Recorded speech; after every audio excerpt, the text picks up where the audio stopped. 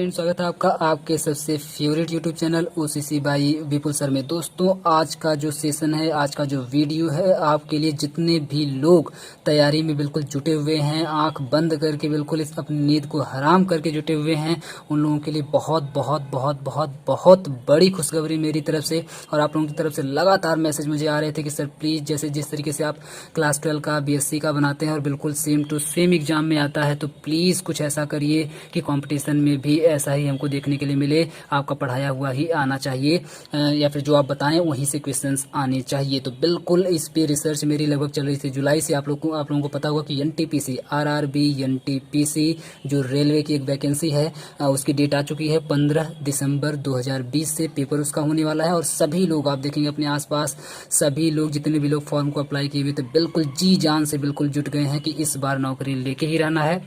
तो क्या आपको भी जुट जाना चाहिए? बिल्कुल, मेरी तरफ से बिल्कुल आपको भी जुट जाना चाहिए, लेकिन थोड़ा सा आपको सतर्क हो जाना चाहिए कि देखिए, मेहनत सभी लोग कर रहे हैं क्योंकि बेरोजगारी वाला मामला आप लोग जानते ही हैं, वो मुझे बताने की ज़रूरत नहीं है। तो इसलिए आपको थोड़ा सा हट करके तैयारी जरूर करनी चाहिए। हट करके तैयारी आप कैसे करेंगे? कि आप पीछे हट जाएंगे? ऐसा बिल्कुल नहीं करना है आपको। थोड़ा सा हट के कैसे, वो मैं भी आपको वीडियो में बताने वाला हूँ। ठीक है, पूरा वीडियो लास्ट तक देखिएगा। एक एक लाइन आपके लिए आज इंपॉर्टेंट होने वाली है, बहुत ज़्यादा इंपॉर्टेंट होने वाली है। ठीक है, आज मैं कुछ ऐसा ही धमाका करने वाला हूं कि मेरी गारंटी बिल्कुल रहेगी। देखिए, मैं 100% की गारंटी तो नहीं ले सकता, कोई नहीं ले सकता, लेकिन हाँ 90% तक की मैं गारंटी ले सकता हूं, जो कि अपने आप में बहुत बड़ी बात है कंपटीशन के लिए। कि जहां जो टॉपिक्स मैं आज आपको बताने वाला हूं, उसी टॉपिक्स से क्वेश्चन आएंगे। और ये मैं बिल्कुल हवा में बात नहीं करूंगा, मैं आपको बता रहा हूँ कि पिछले प्रीवियस ईयर में जितने पेपर्स हुए हैं लगभग 15 से 20, और हर शिफ्ट के पेपर, ऐसा नहीं कि सिर्फ एक शिफ्ट का पेपर लिया गया है, जितने भी शिफ्ट के 8 से 10 शिफ्ट के जितने भी पेपर्स हुए हैं, एक दिन में आप जानते हैं 2-2 3-3 शिफ्ट होती है, सभी शिफ्ट के पेपर लिए गए हैं। मतलब टोटल 15 से 20 जो पेपर्स हैं उनको लेकर के एक एक क्वेश्चन पे बारीकी से बिल्कुल एकदम रिसर्च करी गई है। इसके बाद जाकर के एक छोटी सी चीज़ आपके लिए तैयार करी गई है। कुछ टॉपिक्स आपके लिए सिलेक्ट किए गए हैं जहां से क्वेश्चंस आरआरबी एनटीपीसी में लगातार पिछले सालों में पूछे गए हैं। इसका मतलब है कि उसका कॉन्सेप्ट वही है, उसका पैटर्न वही है पूछने का, और उसी तरीके से पूछा जाएगा। यहाँ पर मैं उन लोगों को सतर्क कर दूं जो लोग ग्रुप डी की भी तैयारी कर रहे हैं। मैं बिल्कुल बता दे रहा हूँ, ग्रुप डी के लिए जैसे उसकी भी डेट आती है, या आप लोग रिक्वेस्ट करिएगा कमेंट में, तो मैं उसके लिए भी अलग से लेकर के आऊंगा। लेकिन बिल्कुल जो लोग भी तैयारी कर रहे हैं, मेरी तरफ से लिख करके ले लीजिए कि जो एनटीपीसी का जो आपका सिलेबस है, एनटीपीसी में जो चीजें पूछी जाती थी, सिलेबस की अगर आप लोग बात करेंगे तो सिलेबस लगभग आपका सेम ही रहेगा। लेकिन अगर हम बात करें कि पूछने की नेचर की, किस टॉपिक से कितना क्वेश्चंस आता है, किस टॉपिक के पूछने की नेचर कैसे होते हैं क्वेश्चंस की, तो ये बिल्कुल बिल्कुल मैं बता दूं, जमीन आसमान का फर्क है ग्रुप डी और एनटीपीसी में। जमीन आसमान का फर्क है ग्रुप डी और एनटीपीसी में। आप देखेंगे कोई ऐसा टॉपिक होगा जो एनटीपीसी में सिर्फ एक क्वेश्चन पूछा जाता है, एक भी क्वेश्चन नहीं पूछा जाता है, जबकि आप वहीं देखेंगे ग्रुप डी में वहीं से 4 क्वेश्चन 5 क्वेश्चन भी आने की संभावना रहती है।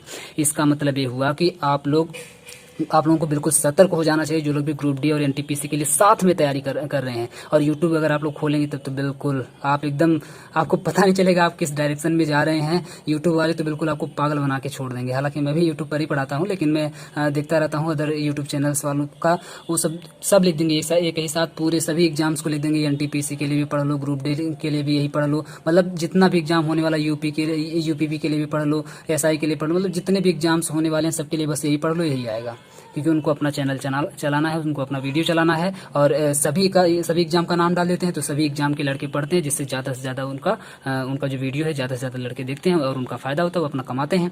तो बिल्कुल मैं ऐसा बिल्कुल नहीं करने वाला हूँ। जितने लोग सिर्फ और सिर्फ एनटीपीसी की तैयारी कर रहे हैं उन्हीं के लिए है। और ये बिल्कुल मैं बता दूँ, जो पहला पेपर आप जानते हैं कि इसमें 2 पेपर होगा, CBT 1 और CBT 2 होगा। तो ये CBT 1 के लिए सिर्फ है, ये भी याद रखिएगा, CBT 2 के लिए नहीं है, ये CBT 1 के लिए सिर्फ, जो भी मैं आज बताने वाला हूँ सिर्फ इसके लिए जो पेपर अभी आपका होने वाला है। बाकी की बातें हम लोग बाद में करेंगे, जब CBT 2 होगा या फिर जब ग्रुप डी होगा, तो उसके लिए हम लोग अलग से एनालिसिस उसकी हम कर रहे हैं, लगातार एनालिसिस चल रही है। उस पर जब भी उसकी एनालिसिस कंप्लीट हो जाती है, उसको भी हम आपको प्रोवाइड कर देंगे। क्लियर है? थोड़ा सा धैर्य बना करके आप लोग मेरी बातों को पहले सुन लीजिए, फिर अभी हम लोग स्टार्ट करेंगे और फटाफट तेजी से चलेंगे। बस पहले मेरी बातों को सुन लीजिए और समझ लीजिए, ऐसा ना हो कि मेरी बातें अधूरी रह जाएं और आप लोगों को जो हम बताना चाह रहे हैं वो ना बता पाएं। तो इसलिए प्लीज़ मेरी रिक्वेस्ट है, हाथ जोड़ करके मेरी रिक्वेस्ट है कि प्लीज़ आप लोग मेरी पूरी बात को ध्यान से सुनिए पहले। ठीक है, आज जो हम लोग पढ़ने वाले हैं, आज मैं आपको कोई क्वेश्चन नहीं करवाऊंगा, मतलब ऐसा कुछ नहीं हम लोग पढ़ेंगे, कोई आपको मैं रामबाण नहीं देने वाला हूँ। लेकिन हाँ, आज मैं आपको एक सिलेबस देने वाला हूं जो कि मैंने तैयार करा हुआ है एनटीपीसी के लिए। समझिए सिलेबस जो आपका एक एनटीपीसी तो आपको दिया ही है, लेकिन उस सिलेबस से आपको तैयारी नहीं करनी है। उस सिलेबस से अगर आप लोग तैयारी करेंगे तो आप तैयारी करते रह जाएंगे, करते रह जाएंगे, करते जाएंगे, करते जाएंगे, कभी तैयारी खत्म ही नहीं होगी, मान करके चलिए। इसलिए जो मैं आपको सिलेबस बताने वाला हूँ, इस सिलेबस के अकॉर्डिंग आपको तैयारी करनी होगी। और ये मेरा खुद का सिलेबस है जो मैंने पेपर से निकाला हुआ है, ना कि आरआरबी से निकाला हुआ है। ठीक है, एनटीपीसी से मैंने नहीं लिया हुआ है। तो ये समझ, इसको आप लोग बस एक सिलेबस की तरह समझिएगा, बस इतना ही पढ़ना है। एक और चीज़,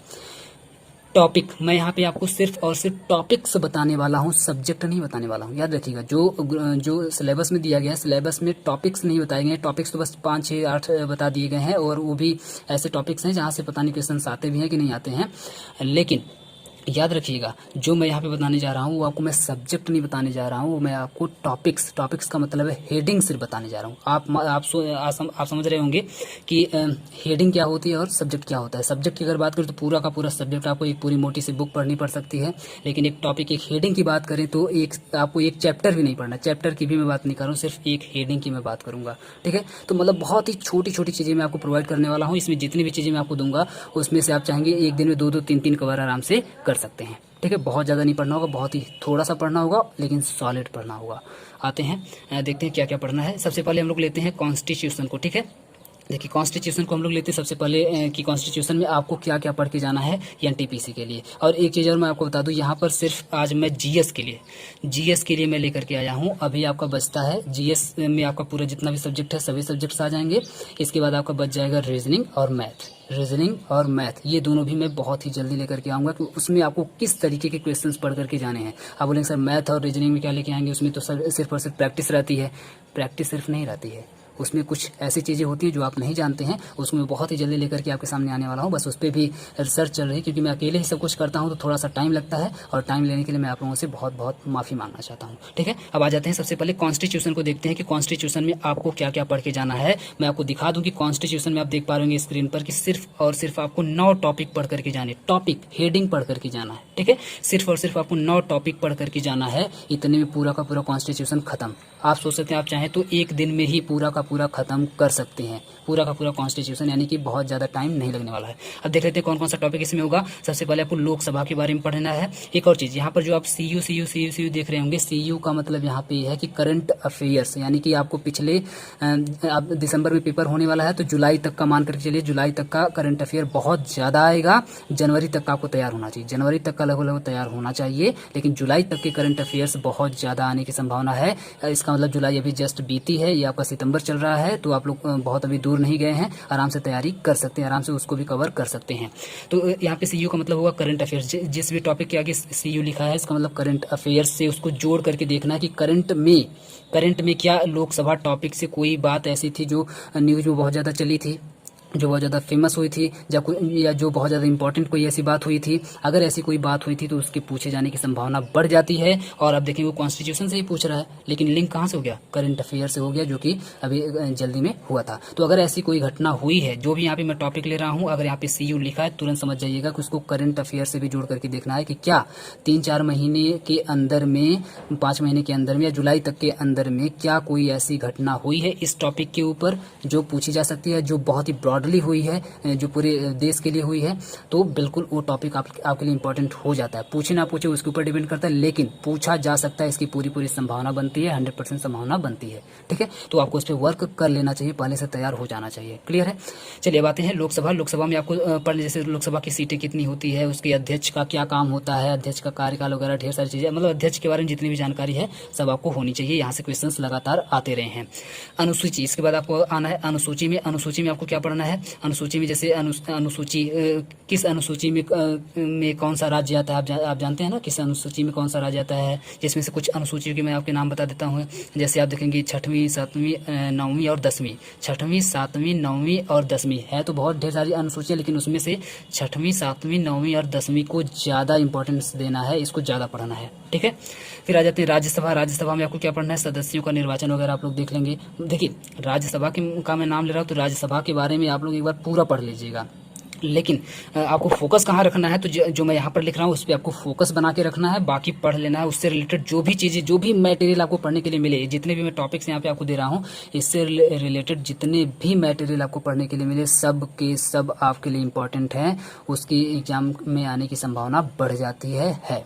तो बिल्कुल निसंकोच आप लोग इन सभी टॉपिक से रिलेटेड एक एक फैक्ट जो भी आपको पढ़ने के लिए मिले, जिस भी मटेरियल से, जिस भी बुक से, जिस भी चैनल से, कहीं से भी पढ़ने के लिए मिले, आप लोग बिंदास पढ़ लीजिएगा कि आ सकता है, बिल्कुल आ सकता है। ठीक है, उसकी आने की संभावना बन जाती है। जो चौथा टॉपिक होगा संविधान संशोधन से, जिसमें से कुछ प्रमुख संशोधन जो हुए हैं, 44वां हो गया, 42वां हो गया, इसके बारे में आप लोग जरूर देख लीजिएगा। संसद के बारे में आपको पढ़ लेना है। संसद में जैसे संसद का सत्र के बारे में, कौन कौन से सत्र होते हैं, कैसे होते हैं, उसके संसद के जो सदस्य होते हैं उनके निर्वाचन वगैरह के बारे में आपको देख लेना है। और जो सीयू लिखा है, सीयू का मतलब आप लोग समझ गए होंगे, उस पर आप लोग ध्यान दीजिएगा खुद से। ठीक है, संविधान सभा याद रखिएगा, संविधान सभा की बात हो रही है। इसका मतलब कि वो संविधान सभा जो संविधान को बनाने के लिए गठित करी गई थी शुरू में। ठीक है, जो शुरू में संविधान सभा संविधान को बनाने के लिए जो गठित करी गई थी, उसके बारे में क्वेश्चंस लगातार आते रहे हैं। जैसे संविधान कब लागू हुआ है, उसका गठन, संविधान सभा का गठन कब हुआ है, संविधान सभा के सदस्यों के बारे में थोड़ी बहुत नॉलेज। ठीक है, ये सब आपको होनी चाहिए। नंबर 7 इसको आपको पढ़ लेना है। इसमें राष्ट्रपति के बारे में आपको पढ़ लेना है, राष्ट्रपति के बारे में, जैसे उसके उनके पद के बारे में पढ़ लेना है, उन्हें शपथ के बारे में पढ़ लेना था, कौन दिलाता है, कैसे दिलाता है, ढेर सारी बातें। उनकी आपातकाल शक्तियों के बारे में आपको पढ़ लेना है, किस अनुच्छेद में आती हैं। तो इस तरीके से जो मोटी मोटी बातें बिल्कुल है। एक और चीज, स्टार का मतलब भी आप लोग थोड़ा समझ लीजिएगा। देखिए, जो सिंगल स्टार है, सिंगल स्टार का मतलब है एक क्वेश्चन से ज्यादा आपको नहीं मिलेगा। सिंगल स्टार का मतलब है कि अगर आपसे पूछा भी जाता है तो ज्यादा से ज्यादा एक क्वेश्चन पूछा जाएगा, हो सकता है ना भी पूछा जाए, ऐसा कोई नहीं है, लेकिन इसका मतलब है कि एक क्वेश्चन यहाँ से आपको मिल सकता है। और सिंगल स्टार का मतलब ये भी है कि आपको बहुत ही मोटी मोटी चीजें लेकर के चलनी है, बहुत डीप में नहीं जाना है, बहुत ही ऊपर एकदम बिल्कुल ऊपरी लेवल पे आपको बस जो बहुत ज्यादा इंपॉर्टेंट, बहुत ज्यादा जो मोटी मोटी चीजें हैं उसी को आपको पढ़ करके आगे निकल जाना। बहुत ज्यादा डीप में आपको स्टडी नहीं करनी है, सिंगल स्टार का मतलब। ठीक है, स्टार जैसे जैसे बढ़ता जाएगा आप समझ जाइएगा उतने ही डीप में आपको पढ़ना है और उतने ही क्वेश्चंस भी आएंगे, यानी कि क्वेश्चंस भी उतने ही ज्यादा आने की संभावना हो जाती है। तो स्टार का मतलब भी आप लोग समझ लीजिएगा। इसमें लगभग सभी के सिंगल स्टार है, बस अनुच्छेद आपका डबल स्टार है, यानी कि अनुच्छेद पे आपको ज्यादा फोकस बना के रखना है। देखिए कैसे, राष्ट्रपति आपका हो गया, इसके बाद अनुच्छेद है डबल स्टार वाला, याद रखिएगा। जैसे अनुच्छेद 44 के बारे में पूछा गया है अक्सर, 343 के बारे में, 21 के बारे में, 360 के बारे में, 32 के बारे में, कुछ जो भाग है, जैसे भाग 10 हो गया, भाग 9 हो गया, भाग 7 हो गया, भाग 2 हो गया। ठीक है, तो ये सब जो कुछ इंपॉर्टेंट जो भाग हैं उनके बारे में भी आप लोग थोड़ा सा देख लीजिएगा। ठीक है, इसका लास्ट है सुप्रीम कोर्ट के बारे में आप लोग पढ़ लीजिएगा। सुप्रीम कोर्ट अभी जल्दी में कौन सा निर्णय दिया है, किस अनुच्छेद से संबंधित था, कैसे था, और वहाँ से भी क्वेश्चन आने की संभावना बढ़ जाती है। जैसे सुप्रीम कोर्ट के जैसे फैसले हो गया, उसका कार्यकाल हो गया, मुख्य न्यायाधीश हो गया, इसके बारे में भी क्वेश्चंस आते रहे हैं। तो ये आपका बस पूरा का पूरा एक सब्जेक्ट आपका खत्म हो गया। अब आते हैं दूसरे बड़े सब्जेक्ट पर, जिसका नाम है हिस्ट्री। जिसका नाम क्या है? हिस्ट्री है। अब हम लोग थोड़ा सा स्पीड में चलेंगे क्योंकि वीडियो को बहुत ज़्यादा लंबा नहीं करना है। सबसे पहले सिंधु सभ्यता के बारे में पढ़ लेना है। सिंगल स्टार है, याद रखिए। देखिए स्टार और यहाँ पर आप लोग थोड़ा सा फोकस बना कर चलिए। यहाँ पे लिखा है CU+EC का मतलब है कि आपको इसमें करंट अफेयर और इकोनॉमिक्स दोनों से क्वेश्चंस आ सकते हैं, याद रखिएगा। करंट अफेयर और इकोनॉमिक्स दोनों सब्जेक्ट से जोड़ करके देखिएगा, कैसे भी मैं आपको बताता हूँ। सिंधु सभ्यता में आपको पढ़ लेना है, उसकी विशेषता पढ़ लेना है, उसके कुछ महत्वपूर्ण जो स्थान है उसके बारे में पढ़ लेना है।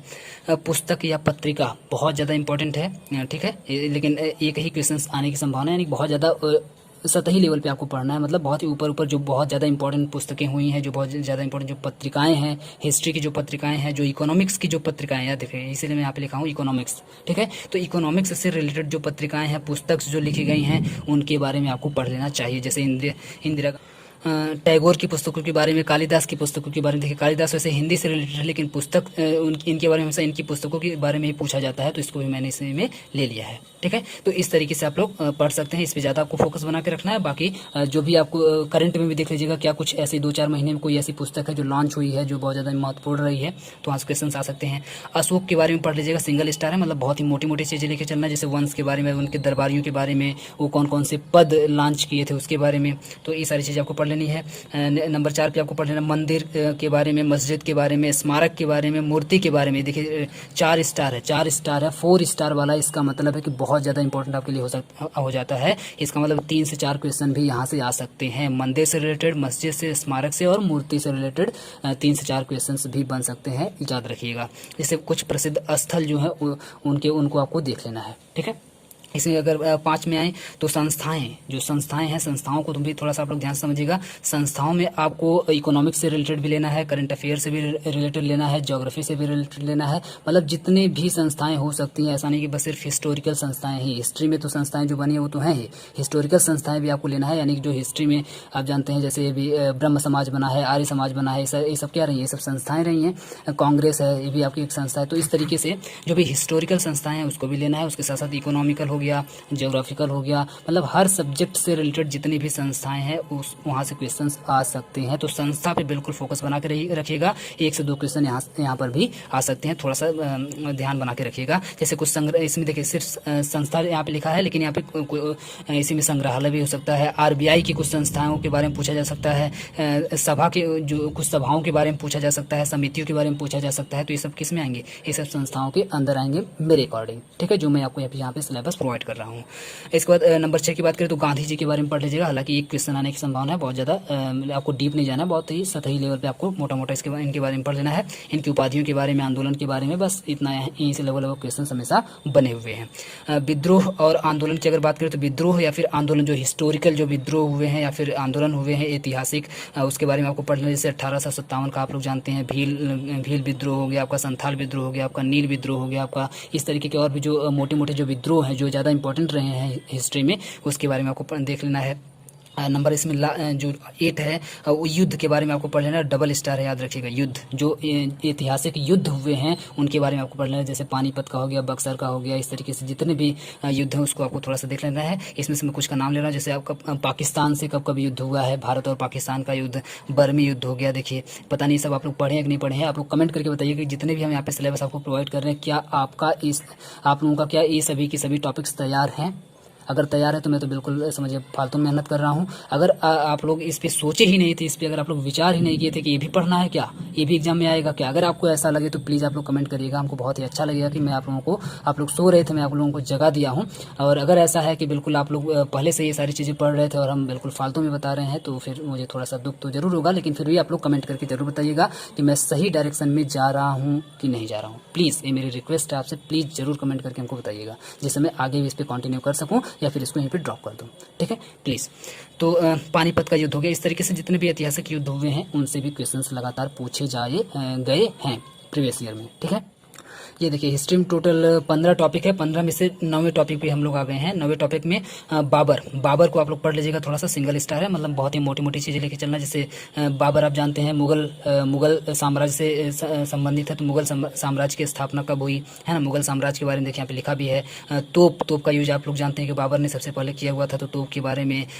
बाबर की भाषा क्या थी तो आप लोग जानते हैं फारसी है। तो इस तरीके से इनकी भाषा वगैरह के बारे में, मतलब बहुत ही मोटी मोटी चीज़ें लेकर के बाबर के बारे में चलना है, और थोड़ा थोड़ा मुगल साम्राज्य के बारे में भी आपको लेकर के चलना है। इसके बाद नंबर टॉपिक 10 जो है, इसमें मुद्रा के बारे में, मुद्रा पे थोड़ा सा आप लोग फोकस बना के रखिएगा। ये देखिए करंट भी लिखा हुआ है, करंट का मतलब आप लोग समझ चुके होंगे, इसको करंट से भी रिलेट करके जरूर देखना। मतलब एक साथ आपकी करंट की भी देखिए तैयारी होती चल रही है। आप लोग सोचते हैं ना करंट से क्वेश्चन कहाँ से आते हैं, कैसे आते हैं, कौन से बनते हैं। ये देखिए इन्हीं टॉपिक्स से ही करंट से क्वेश्चन बनाए जाते हैं। आपको सतर्क हो जाना चाहिए कि ये सिर्फ हिस्ट्री के टॉपिक नहीं। आप कहेंगे सर ये तो हिस्ट्री का टॉपिक है, ये सब इसको आप क्यों ले रहे हैं करंट में।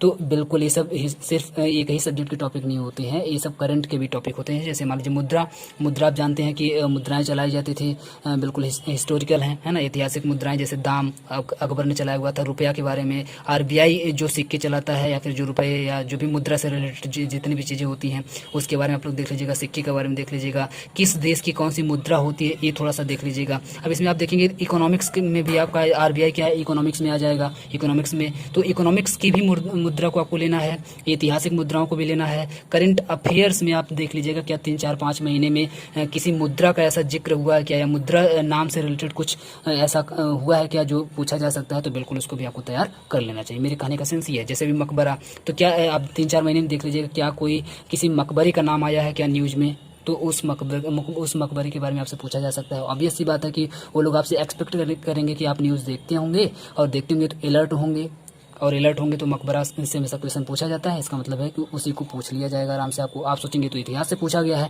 लेकिन वो करंट अफेयर से भी हो जाएगा, ठीक है। तो या किसी मकबरे के पास कोई काम ऐसा हुआ हो जिसकी वजह से वो न्यूज़ में आया हो, है ना। तो इस तरीके से आप लोगों को न्यूज़ पर भी पकड़ बना करके रखनी चाहिए। तो ये हो गया आपका मकबरा, सिंगल स्टार है, याद रखिएगा, ये आपका डबल स्टार था। मकबरे में जैसे अकबर का मकबरा, शाहजहां का मकबरा, औरंगजेब का मकबरा, शेरशाह सूरी का मकबरा, इतिहास में जो लोग बहुत ज़्यादा फेमस हुए हैं उनके मकबरे को आप लोग पढ़ लीजिएगा।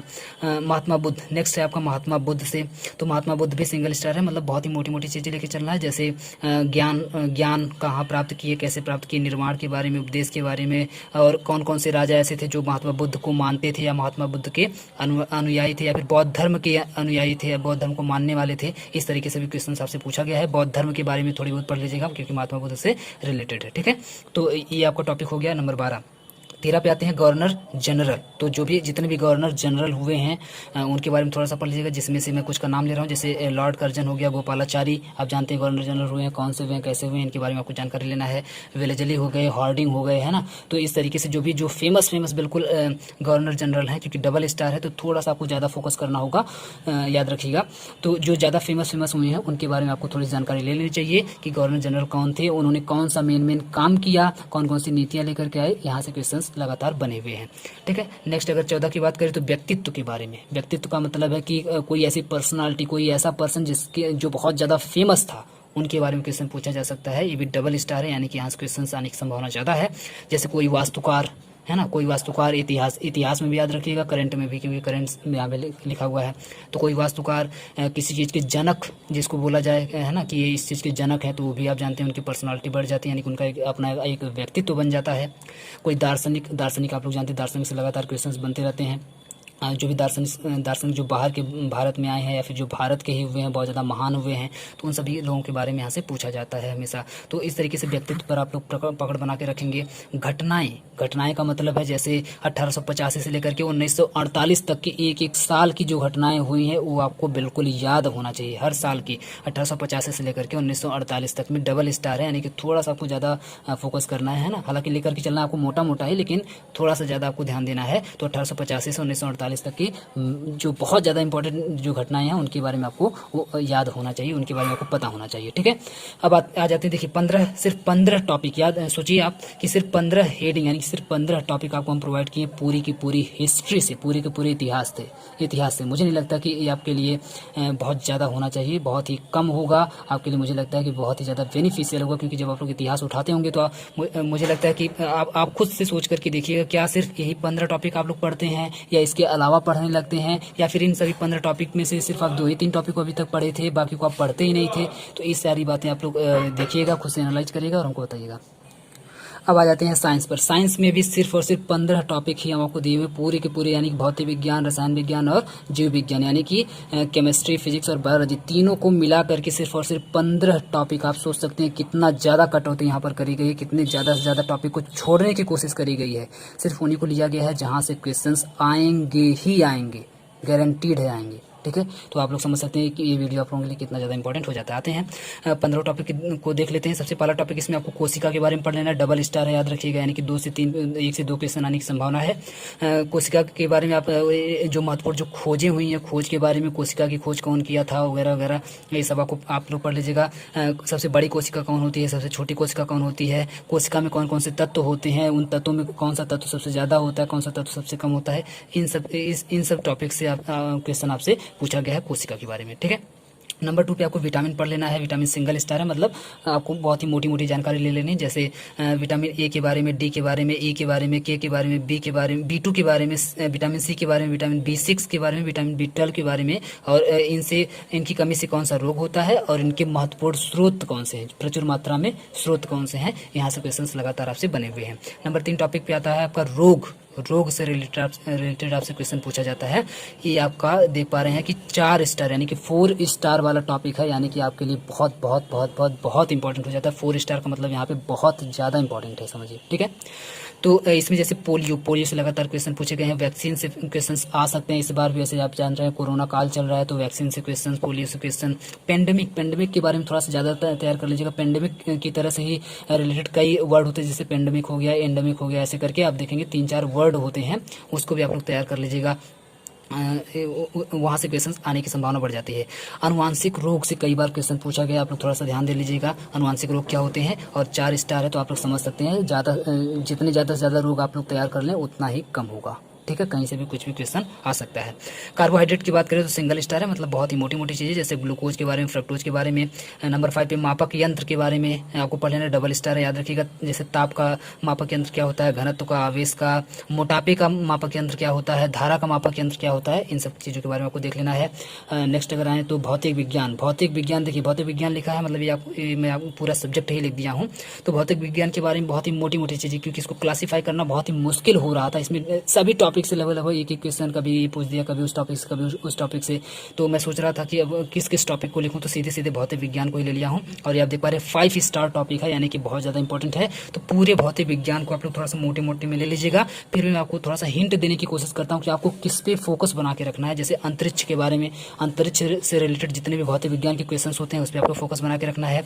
घड़ी से रिलेटेड, जनरेटर से रिलेटेड, जीपीएस से रिलेटेड, बल से रिलेटेड, न्यूटन से रिलेटेड, गुरुत्वाकर्षण, अपवर्तन, सूर्य, ग्रह, परमाणु, तरंग, लिफ्ट, किरणें, रडार, ये इतने टॉपिक्स पे आपको फोकस बना के रखना है भौतिक विज्ञान के अंदर। मुझे लगता है कि आप लोग ये पढ़े होंगे या नहीं पढ़ेंगे मुझे नहीं मालूम, लेकिन आप लोग कमेंट करके जरूर बताइएगा। रसायन विज्ञान पे आए तो रसायन विज्ञान भी आप देख पा रहे होंगे कि 5 स्टार टॉपिक है, यानी कि बहुत ज़्यादा इंपॉर्टेंट ये भी आपके लिए हो जाता है। इसमें कौन कौन से टॉपिक पे आपको फोकस बनाना है, तो रासायनिक परिवर्तन से लगातार क्वेश्चन पूछे गए हैं। मिश्रण से, अम्ल वर्षा से, बायोगैस से, ग्रीन हाउस गैस, डीएनए, ये डीएनए लिखा हुआ है, ठीक है, ONA मत समझ लीजिएगा, डी लिखा हुआ है, डीएनए।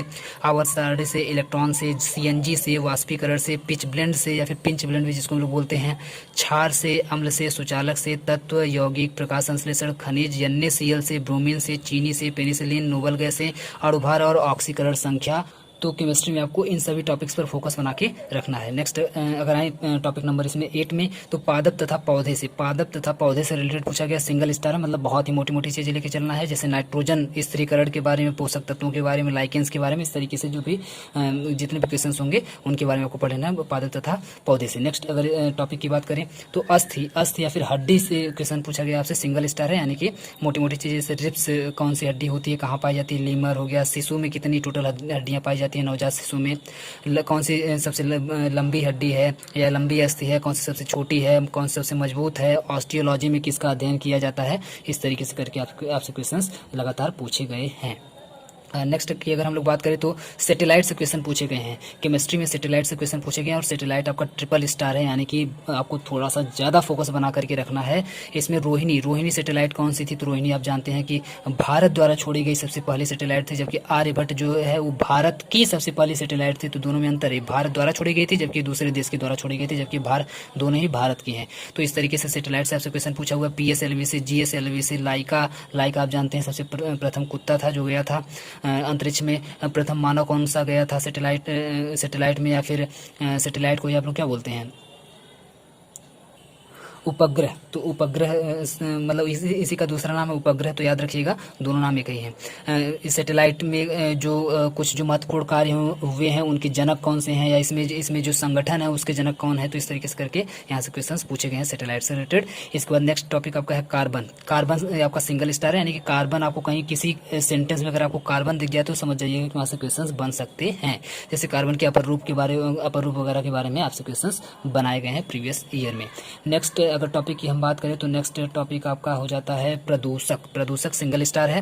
प्रदूषक में जैसे सीसा या SO2 के बारे में, NO2 के बारे में, NO के बारे में, N2O के बारे में, CO2 के बारे में, CO के बारे में, कैडमियम के बारे में, पारा के बारे में, इन सभी तत्वों के बारे में पूछा गया। ये प्रदूषक हैं कि नहीं है, इनसे क्या होता है, कैसे होता है, कौन सी बीमारी होती है, ये सारी चीज़ें आपसे पूछी गई हैं। नेक्स्ट आपका 30 नंबर टॉपिक है सौर ऊर्जा। ये भी सिंगल स्टार है, तो ज़्यादा आप लोग घबराइएगा मत, मतलब मोटी मोटी चीज़ें लेके चलनी है। जैसे फोटोवोल्टिक सेल क्या होती हैं, सौर ऊर्जा संयंत्र भी आप देख लीजिएगा क्या 4-5 महीने में लगाया गया है क्या। अभी आप लोग रीवा का नाम सुने होंगे आप लोग, जो मध्य प्रदेश में सबसे बड़ा सौर ऊर्जा संयंत्र लगाया गया है, तो आप लोगों को पता होना चाहिए। तो सौर ऊर्जा संयंत्र के बारे में करंट अफेयर यहाँ पे लिखा हुआ है, तो जितने भी करंट अफेयर लिखा हुआ है आप लोग समझ गए होंगे। तो इसके बारे में नंबर 14 की अगर बात करें तो रक्त यानी कि ब्लड के बारे में आपको थोड़ा सा पढ़ लेना। सिंगल स्टार है, मतलब बहुत ही मोटी मोटी चीज़ें आएंगी, जैसे pH मान हो गया, ब्लड का pH मान कितना होता है, माइटोकॉन्ड्रिया के बारे में, RBC के बारे में, WBC के बारे में, मतलब ब्लड के अंदर जो चीज़ें पाई जाती हैं। प्लाज्मा के बारे में पूछा जा सकता है आपसे, यहाँ पे नहीं लिखा गया, लिख लीजिएगा, ठीक है। तो इस तरीके से क्वेश्चंस आ सकते हैं और आए हैं, प्रीवियस ईयर में आए हुए क्वेश्चंस हैं, ठीक है। नेक्स्ट पे आते हैं। साइंस के सबसे लास्ट टॉपिक की बात करें तो वो है जीव जंतु, 15वां टॉपिक जीव जंतु, ठीक है। तो जीव जंतु से क्वेश्चन पूछा गया, सिंगल स्टार याद रखिएगा। तो जीव जंतुओं के आवास के बारे में, प्राकृतिक आवास के बारे में, उनके पैरों के बारे में, किस जीव के पास कितने पैर होते हैं, इस तरीके से क्वेश्चन पूछे गए हैं। उनके प्रजनन के बारे में पूछा गया है। तो ये आपको तैयार होना चाहिए, इन सभी टॉपिक्स पर आपकी तैयारी होनी चाहिए। यहाँ से क्वेश्चन लगातार आते रहे हैं। अब आ जाते हैं जियोग्राफी पे, ठीक है।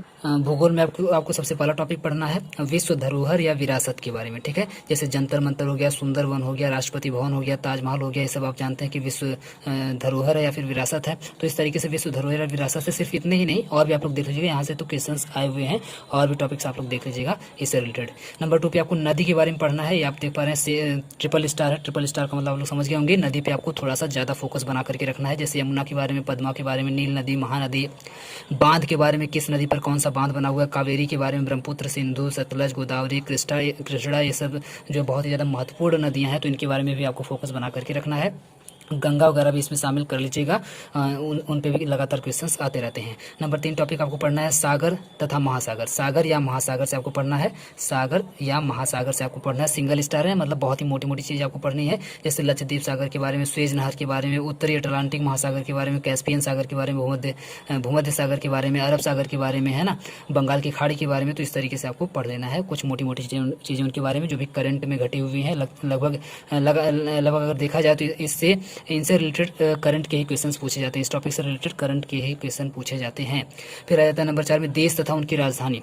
देश तथा उनकी राजधानी के बारे में, किस देश की कौन सी राजधानी, जैसे लेबनान की राजधानी क्या है, डेनमार्क की राजधानी कौन है। लेबनान आप जानते हैं अभी न्यूज़ में आया हुआ था, इसलिए मैं इसका नाम यहाँ पे आपको जानबूझ करके रख दिया हूँ याद दिलाने के लिए। डेनमार्क की राजधानी क्या है, यूके की राजधानी कहाँ है, क्या नहीं कहाँ है, ठीक है। इस तरीके से क्वेश्चन आपसे पूछे गए, और भी ढेर सारे पूछे गए हैं। मैं यहाँ पर सब कुछ नहीं लिखा हूँ, बस आपको एक हिंट देने के लिए यहाँ पर लिखा हुआ हूँ, ठीक है। नंबर 5 टॉपिक की बात करें तो जनजाति सिंगल स्टार है, मतलब एक आध क्वेश्चन आ सकता है यहाँ से भी। जैसे मधेसी जनजाति के बारे में, कोस्ता जनजाति के बारे में, थारू जनजाति के बारे में, और भी ढेर सारी जनजातियाँ हैं। तो कुछ जो इंपॉर्टेंट जनजातियाँ हैं वहाँ उसके बारे में आप लोग पढ़ लीजिएगा। और कुछ ऐसी जनजातियाँ जो अभी न्यूज़ में आई हैं, करंट में आई हैं 3-4 महीने 5 महीने में, तो उनको तो जरूर ही पढ़ लेना है। वहाँ से क्वेश्चन उन्हीं जनजातियों को पूछा जाएगा, ठीक है, वहीं से क्वेश्चन बनेंगे। नंबर 6 की बात करें तो शिल्प या नृत्य के बारे में। शिल्प या नृत्य के बारे में मतलब किस राज्य का कौन सा शिल्प होता है, किस राज्य का कौन सा नृत्य होता है, इस तरीके से पूछा गया। जैसे कुछ नृत्यों के बारे में लिखा हूँ, धूमर नृत्य आप जानते हैं, कारगम पूछा गया है, माच पूछा गया है, बिहू नृत्य के बारे में पूछा गया है। इस तरीके से जो फेमस जो नृत्य हैं हर राज्य के, उस पर आपको थोड़ा सा फोकस बना करके चलना है। उत्तर प्रदेश का भी आप लोग देख लीजिएगा। इसमें नंबर 7 की बात करें तो वन्य जीव अभ्यारण्य के बारे में आपसे पूछा गया। सिंगल स्टार है, मतलब आपको मोटा मोटा लेकर के चलना है। जैसे केवला देव राष्ट्रीय उद्यान के बारे में, इस तरीके से जो राष्ट्रीय उद्यान वगैरह हैं उनके बारे में देख लीजिएगा। नेशनल पार्क जो है उसके बारे में देख लीजिएगा। वन्य जीव अभ्यारण्य जो बने हुए हैं उनके बारे में देख लीजिएगा, या जो करंट में भी चर्चा में आए हैं उनको आप लोग देख लीजिएगा। नेक्स्ट टॉपिक की बात करें तो परंपरा या त्यौहार के बारे में, किस राज्य का कौन सी परंपरा है, कौन से त्यौहार है, कौन सा लोकगीत है, लोकगीत भी इसमें शामिल कर लीजिएगा। यहाँ से क्वेश्चन पूछे गए हैं। हिमालय से क्वेश्चन पूछा गया, हिमालय की चोटियों के बारे में आपसे क्वेश्चन पूछा गया। सिंगल स्टार है। राष्ट्रीय योजना तथा परियोजना बना लीजिएगा। परियोजना से क्वेश्चन पूछा गया है, किस नदी पर कौन सी परियोजना चल रही है, कौन सी राष्ट्रीय योजनाएं बन रही हैं, उसके बारे में क्वेश्चन पूछा गया। जैसे बाघों की जो योजनाएं बनाई गई हैं, हाथी योजना है ना, या फिर जो योजनाएं जो बनाई गई हैं उनके बारे में पूछा गया है। तूफान तथा भूकंप के बारे में आपको तैयार कर लेना है। तूफान और भूकंप से क्वेश्चन आते रहते हैं। ज्वालामुखी से क्वेश्चन आता रहता है, इसमें हम ज्वालामुखी को भी शामिल कर दिए हैं। तो तूफान, भूकंप और ज्वालामुखी से। नेक्स्ट जो 12वां टॉपिक इसमें कृषि से भी सिंगल स्टार है। तो केसर कहाँ उगाई जाती है, केसर की खेती कहाँ की जाती है, किस मिट्टी में होती है, ये सारी बातें। पंजाब किस लिए विख्यात है, आप जानते हैं पंजाब में कौन सी फसल सबसे ज़्यादा होती है, यूपी में कौन सी फसल सबसे ज़्यादा होती है, कौन सी कम होती है। तो इस तरीके से कृषि से रिलेटेड भी आपको पढ़ लेना चाहिए। तो टोटल पूरे की पूरे ज्योग्राफी में सिर्फ और सिर्फ 12 टॉपिक आपको पढ़ करके जाने हैं और पूरा का पूरा ज्योग्राफी आपका खत्म हो जाएगा एनटीपीसी के लिए, ठीक है। अब आते हैं पारिस्थितिकी तंत्र पे। पारिस्थितिकी तंत्र में आपको सिर्फ और सिर्फ 3 टॉपिक पढ़ करके जाना है। एक तो खुद पारिस्थितिकी तंत्र है, जिसको हम लोग इकोसिस्टम के बारे में पढ़ लीजिएगा इसके अंदर, ठीक है। और जैव विविधता के बारे में पढ़ लीजिएगा। सबके सब सिंगल स्टार, मतलब एक आध क्वेश्चन आने की संभावना बन जाती है। तो जैव विविधता के बारे में, ग्लोबल वार्मिंग के बारे में, जैसे ग्रीन हाउस प्रभाव वगैरह हो गया, ग्रीन हाउस गैसें हो गई, उनके बारे में आप लोग पढ़ लीजिएगा। नेक्स्ट है कंप्यूटर आपके लिए बहुत ज़्यादा इंपॉर्टेंट है। देखिए 5 स्टार का मतलब यहाँ से क्वेश्चन तो 2-3 क्वेश्चन तो आएंगे ही आएंगे, लिख करके ले लीजिए कंप्यूटर से, ठीक है। तो इसको भी आपको थोड़ा फोकस बना के रखना। कहाँ जैसे मेमोरी के बारे में, एंटीवायरस के बारे में, माइक्रोसॉफ्ट के बारे में, फुल फॉर्म से अक्सर क्वेश्चन पूछा गया है। शॉर्टकट की से क्वेश्चन पूछा गया है, सॉफ्टवेयर से क्वेश्चन पूछा गया, वायरलेस से पूछा गया है, ऑपरेटिंग सिस्टम से पूछा गया। तो इन सब टॉपिक्स पे आपको फोकस बना करके रखना है। इसके बाद देख लेते हैं कुछ विविध के टॉपिक। विविध का मतलब जो इन सभी सब्जेक्ट में नहीं मिलते हैं और क्वेश्चंस वहां से लगातार बने हुए हैं उनको लेते हैं, और कुछ करंट के अलग से टॉपिक ले लेते हैं जो इसमें अभी तक मैच नहीं हुआ है। जैसे रेलवे से रिलेटेड क्वेश्चन अक्सर एनटीपीसी में और ग्रुप डी दोनों में पूछा हुआ है, लेकिन अभी हम बात कर रहे हैं एनटीपीसी की। तो एनटीपीसी में एक क्वेश्चन रेलवे से बन सकता है, जैसे रेलवे के जोन के बारे में, आरपीएफ के बारे में, रेलवे पुलिस के बारे में आपसे पूछा गया क्वेश्चन। ठीक है, ये देखिए करंट का टॉपिक है खेल से आप लोग तैयार कर लीजिएगा। सिंगल स्टार मतलब एक क्वेश्चन यहाँ से बन सकता है, जैसे बैडमिंटन से, बेसबॉल से, हॉकी से, क्रिकेट से, यहाँ से क्वेश्चन लगातार बने हुए, आप लोग थोड़ा पढ़ लीजिएगा। पुरस्कार से एक क्वेश्चन बन सकता है आपसे, जैसे इंदिरा गांधी पुरस्कार, इंदिरा गांधी शांति पुरस्कार, नोबेल पुरस्कार, बुकर पुरस्कार, है ना। इस तरीके से जितने भी पुरस्कार हैं जो बहुत ज़्यादा इंपॉर्टेंट है उन्हीं को सिर्फ तैयार करिएगा, क्योंकि सिंगल स्टार मतलब बहुत ज़्यादा जो इंपॉर्टेंट होता है उसी को सिर्फ पूछा जाता है, छोटे छोटे पुरस्कार के बारे में नहीं पूछा जाता है। नंबर 4 टॉपिक की बात करें तो राष्ट्रीय व अंतर्राष्ट्रीय दिवस के बारे में तैयार कर लीजिएगा कि किस दिन क्या होता है, जैसे टीबी दिवस हो गया, मजदूर दिवस हो गया। ठीक है, जो भी अभी 4-5 महीने में जो भी महत्वपूर्ण जो दिवस आए हुए हैं बहुत ही ज़्यादा इंपॉर्टेंट उसको तैयार कर लीजिएगा उन दिवस के बारे में, चाहे वो राष्ट्रीय हो या फिर अंतर्राष्ट्रीय हो, वहाँ से क्वेश्चन भी एक आध क्वेश्चन हमेशा पूछे गए हैं। नंबर 5 की बात करें तो नंबर 5 में यूपी स्पेशल के बारे में थोड़ा सा पढ़ लीजिएगा, जो बहुत ही मोटी चीज़ें उसके बारे में एक क्वेश्चन यहाँ से लगातार बना हुआ है। नंबर 6 पॉइंट की बात करें 6 टॉपिक की तो अंतर्राष्ट्रीय अतिथि, अभी आप देख लीजिएगा 5-6 महीने के अंदर में क्या कोई अंतर्राष्ट्रीय अतिथि भारत आया है क्या, 26 जनवरी पर कौन सा अतिथि भारत आया हुआ था, किस देश के थे, कौन थे, उनका नाम वगैरह ये सब पता कर लीजिएगा। ठीक है, सूचकांक से क्वेश्चन लगातार बने हुए एक क्वेश्चन बन जाता है, तो जो देख लीजिए 4-5 महीने के अंदर में क्या कोई सूचकांक महत्वपूर्ण सूचकांक आया है क्या, तो वहाँ से क्वेश्चन बन सकते हैं। कुछ शब्दावली जो बहुत ज़्यादा फेमस हुई हो न्यूज में, उस शब्दावली के बारे में पूछा जा सकता है कि उसका मतलब क्या होता है, उसके बारे में कुछ भी पूछा जा सकता है, तो आप लोग उसको भी तैयार कर लीजिएगा। अभी तक जितने भी सब्जेक्ट आप लोगों ने देखे हैं उन सभी सब्जेक्ट का मिलाकर के टोटल 63 यानी कि 63 टॉपिक सिर्फ आपको प्रोवाइड किए। मुझे उम्मीद है कि ये सभी टॉपिक्स आप लोगों के लिए बहुत ही ज़्यादा बेनिफिशियल साबित होंगे, जितनी मेहनत मेरी हुई है। अगर आपको पसंद आया तो प्लीज़ आप लोग लाइक करिएगा, सभी दोस्तों में शेयर करिएगा, कमेंट करके हमको जरूर बताइएगा क्या ये सभी टॉपिक्स पे आप लोगों की तैयारी कैसी चल रही थी। और इसके साथ साथ अगर आप लोगों को रीजनिंग और मैथ का भी इसी तरीके से चाहिए तो प्लीज़ कमेंट करके बताइएगा, मैं बहुत ही जल्दी उसको भी लेकर के आने वाला हूँ। ठीक है, पूरा वीडियो देखने के लिए बहुत बहुत बहुत बहुत बहुत धन्यवाद।